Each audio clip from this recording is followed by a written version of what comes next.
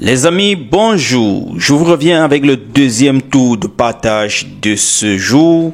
On va entamer avec le jeune Eto'o qui nous a frappé encore un autre doublé Salvatore. Salvatore comme ça lors du play-off, c'est-à-dire l'ascension en 4e division espagnole.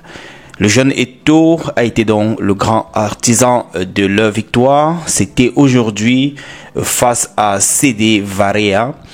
Le jeune attaquant camerounais a donc marqué un doublé, question de mettre son club en orbite, en avant, concernant la play-off, c'est-à-dire l'ascension, comme je le disais d'entame, en 4e division espagnole.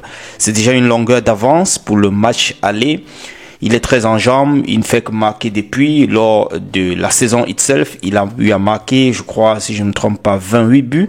Et maintenant, lors des playoffs, c'est encore lui qui sauve son équipe en marquant ce doublé qui les place déjà en avance par rapport à l'autre équipe adverse. Et le match retour, s'il valide là-bas, alors les gars auront décroché comme ça leur ticket pour l'ascension.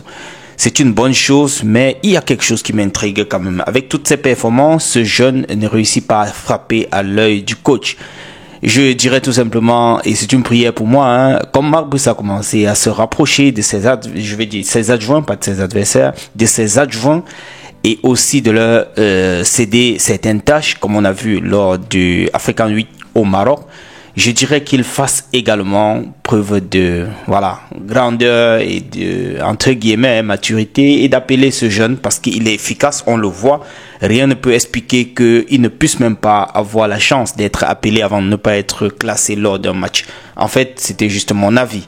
Donc, je n'impose rien. Qui suis-je d'ailleurs pour dire ce que Marc Brice doit faire lors de ses différents stages ou bien périodes de FIFA au niveau du Cameroun.